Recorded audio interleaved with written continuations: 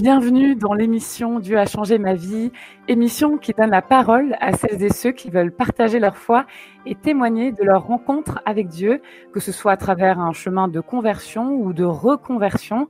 Aujourd'hui, j'ai le plaisir d'accueillir le témoignage d'Alice Lagrange, 23 ans, qui est arrivée depuis peu au Canada. Elle aura l'occasion de nous expliquer pourquoi. Et grâce aux merveilles de la technologie, on peut se connecter, y compris à distance. Alors, bonjour Alice. Bonjour. Alice, vous êtes en dernière année de master de sociologie avec l'Université de Lille, en échange à Montréal, au Canada, un pays que vous connaissez déjà et qui vous est cher. Pouvez-vous nous expliquer pourquoi? Oui, alors en fait, il y a 2 ans, après ma licence, j'ai fait une pause dans mes études et j'ai pris une année sabbatique. Et donc j'ai voyagé pendant 6 mois au Canada. Et donc j'ai fait du woofing et j'ai traversé le Canada d'ouest en est. Donc ça a été un moment pour moi important, un moment d'émancipation, de voyage, un vrai cheminement. Donc ça a été un moment important et donc un pays important pour moi. Et puis dans ma foi aussi, il y a un moment qui a été important à la fin de mon voyage, parce qu'en fait, il a été question j'avais le choix entre rester au Canada, j'avais une opportunité pour travailler dans une communauté, ou de rentrer en France et poursuivre mes études. Et en fait, c'était un gros dilemme pour moi parce que je savais pas trop. J'avais vraiment le désir de rester et en même temps, je sentais que c'était peut-être raisonnable et bon que de rentrer, continuer les études. Et donc il y a un moment en fait où je me suis retrouvée donc à l'Oratoire Saint-Joseph à Montréal et en fait à ce moment-là j'étais complètement en pleurs parce que je savais pas quoi faire et en fait je me suis juste mis à pleurer à l'église et à demander au Seigneur de m'aider et de m'indiquer ce qu'il fallait que je fasse parce que j'étais trop perdue, que c'était trop dur comme choix à faire toute seule. Et j'ai demandé en fait au Seigneur de me donner en gros de fermer les voies qui étaient pas bonnes et puis d'ouvrir la seule possible. Voilà. Et puis en fait à ce moment-là, voilà, j'étais vraiment toute recroquevillée sur un banc en train de pleurer. Et puis il y a un homme qui vient me voir et puis qui me dit tiens, Dieu m'a dit de te donner ça, puis il me tend une petite médaille. Alors j'étais absolument surprise, j'ai pas compris. Donc déjà j'ai pris la médaille. J'ai pleuré parce que ça m'a énormément touchée. Et j'ai senti que c'était vraiment une réponse de Dieu qui était là et qui me disait qu'il était présent et qu'il allait me donner le chemin et qu'il me précédait en fait. Et donc voilà, ça a été un moment très très fort. Et en fait, j'ai découvert après que cette médaille, c'est une médaille de la Vierge, une médaille miraculeuse, et donc que je porte toujours, et voilà, qui m'a toujours aidée dans mon chemin. Voilà. Et d'ailleurs, vous avez pu porter tout de suite cette médaille? Ouais, effectivement, parce que en fait, en voyage, j'avais pas du tout de bijoux avec moi, et juste ce jour-là, j'avais reçu un collier le matin, et donc j'ai pu tout de suite mettre la médaille. Donc c'était encore un très beau clin d'œil du Seigneur. Et voilà. Joli signe, en effet. Oui. Alors, j'ai aussi envie de vous demander en quoi la figure de la Sainte Vierge Marie est importante pour vous? Alors, ouais, je pense que Marie, c'est vraiment la figure de la maternité d'abord pour moi, qui compte beaucoup. Je pense que j'ai appris à la découvrir aussi en fait, j'ai appris à la découvrir en même temps que je découvrais Jésus, et j'ai appris à découvrir Jésus en même temps que je découvrais Marie. Et je pense que c'est parce qu'ils sont très liés l'un l'autre. Marie nous donne Jésus, puis Jésus nous donne Marie. Et j'arrive pas trop à les séparer. Enfin, j'aime bien ouais, les prier l'un l'autre. Et ouais, voilà, Marie, c'est cette figure de la mère à laquelle, enfin pour moi, elle intercède pour nous et elle est très présente en fait dans ma vie, dans mes prières. Hmm. Alors, il y a eu cet homme venu vers vous lorsque vous étiez donc en train de prier sur un banc au Canada. Et pour faire un autre bond en arrière dans le temps, ce n'était pas la première fois qu'un inconnu venait vers vous. Oui, c'est vrai. En fait, dans cette même année de pause, en fait, année sabbatique, c'est un peu là que tout s'est joué, c'est vrai. Avant de partir au Canada, j'ai fait 4 mois à l'hospice du Camp Saint-Bernard en Suisse. C'est des chanoines qui vivent en montagne dans un lieu magnifique. Et en fait, j'étais bénévole là-bas et mon rôle, c'était d'accueillir les passants, les pèlerins. Donc voilà, moi, à ce moment-là, quand je suis arrivée là-bas, j'étais plus croyante en fait. Je viens d'une famille chrétienne, mais qui a pas plus la foi que ça. Et donc j'y suis allée pour le bénévolat en montagne. et, euh, et voilà, donc voilà, j'avais plus la foi à ce moment-là. Et puis, en fait, j'étais dans un couloir posé sur un banc, donc voilà, j'indiquais aux gens où il fallait aller. Et puis, il y a un homme qui sort de l'église, au bout du couloir, qui s'approche de moi, et puis qui me dit il t'aime. Alors, à ce moment-là, d'abord, j'ai cru que j'avais mal entendu, j'ai pas bien compris. Puis, c'est un peu spontané comme ça. Et puis, je me suis dit, mais qu'est-ce qu'il dit? Est-ce qu'il veut me faire passer un message? Pardon. Je sais pas, est-ce que j'ai un admirateur secret à l'hospice qui voudrait me dire qu'il m'aime? Puis je lui dis, mais qui? Et puis, Jésus. Et il est parti après.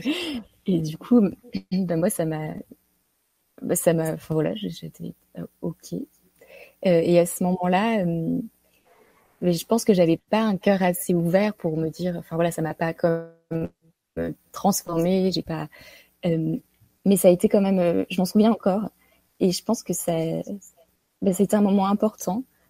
Puis un moment où j'ai découvert que j'avais en fait quand même un admirateur secret qui est Dieu, quoi.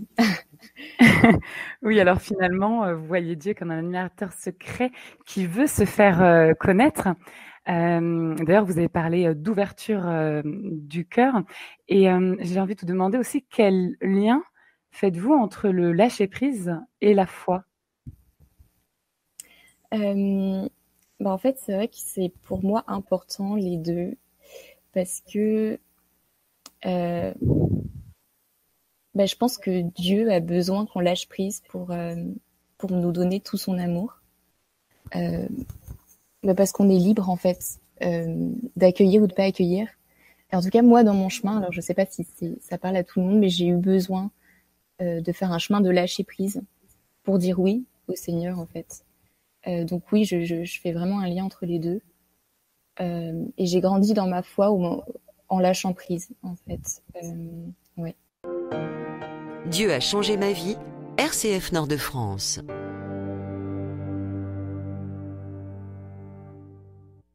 Alors, la notion de don de soi, on le sait, est aussi importante en christianisme. Il y a un livre qui a fait naître en vous une certaine émotion. Vous l'avez trouvé dans le foyer étudiant où vous étiez l'an dernier. Il s'agit d'un livre de Sainte Thérèse de Lisieux. Qu'avait-il de particulier en quelques mots?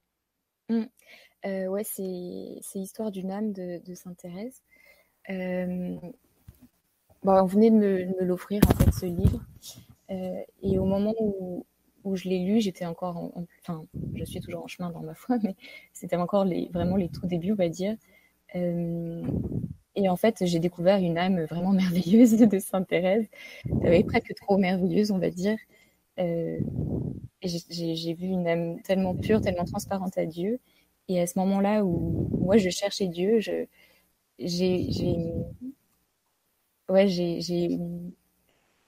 ça a été presque dur de le lire parce que je me suis dit, mais en fait, je pourrais jamais rencontrer Dieu et être sainte parce que c'est impossible, en fait. Cette âme, je suis pas sa cheville, quoi. Enfin, voilà, du coup, j'ai eu un peu de colère, en fait, en me disant, ok, je rencontrerai jamais Dieu parce que j'ai pas une telle âme, en fait. J'ai plein de tout, mais voilà. Et pourtant, vous l'avez rencontré à nouveau à travers une personne. C'était une autre étape importante dans votre cheminement spirituel qui s'est aussi déroulée cette année-là, d'ailleurs. C'était durant une retraite appelée Jéricho. Oui, c'est ça, avec le chemin neuf, en fait, à Hautecombe, j'avais fait une retraite. Puis toujours à la recherche de Dieu, de son amour. Et puis, je me souviens que j'étais inquiète parce que je me disais que j'arrivais pas à aimer Dieu, mais comme j'avais l'impression que tout le monde l'aimait autour de moi dans le milieu chrétien. Et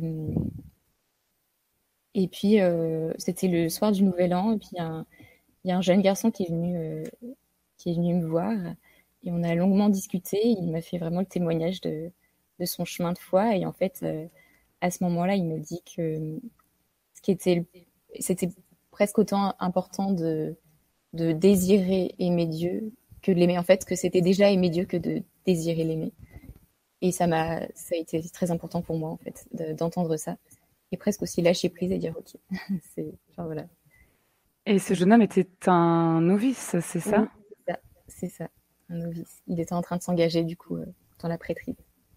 Alors, à propos d'engagement, vous avez, vous aussi, franchi un autre pas important en choisissant de vous engager à JCN. C'était il y a quelques mois, en septembre, si je ne me trompe pas. Alors, quelle est la nature de cet engagement? JCN, donc, ça veut dire Jeunes du chemin neuf. Donc, en fait, c'est être un peu en mission pour évangéliser, pour partager sa foi. Pour grandir dans sa foi aussi, avec un engagement de prière personnelle chaque jour, de cohérence de vie, voilà, puis de mission. Et donc en fait, ouais, j'ai fait ça parce que je me suis dit, voilà, après avoir reçu autant, c'est à moi de donner. Et alors pour conclure, Alice, y a-t-il une phrase ou une citation biblique qui vous touche particulièrement et que vous aimeriez partager? Alors il y a une parole qui est « Je te fiancerai à moi dans la tendresse », qui me touche beaucoup. En fait, c'est une parole de l'Ancien Testament, mais moi je l'ai vue sur une icône que j'avais aussi d'ailleurs à l'hospice. Et donc on voit Saint Jean, donc, qui est le disciple que Jésus aimait, qui est penché sur le cœur de Jésus. Et donc il y a cette parole. Et en fait, dans cette icône, on voit tout l'amour de Dieu, et Dieu qui aime avant. Parce que c'est pas je me fiancerai à toi, c'est je te fiancerai à moi. Donc c'est d'abord lui qui aime, et c'est lui qui désire. Et nous, on a juste à dire oui, à réaliser tout cet amour qui nous est donné. À dire oui, vous avez dit. Alors, merci Alice pour ce très beau témoignage de foi. Ce qui est touchant, c'est votre curiosité, votre volonté sincère de rechercher Dieu et de l'aimer en retour. Merci aussi à tous ceux qui, en vous écoutant, ont pu être témoins d'une foi qui fleurit, qui grandit sans cesse. Je vous souhaite, chers auditeurs, une belle journée. Continuez de nous suivre sur RCF, la radio où l'on ne cache pas sa joie, puisque la joie se partage.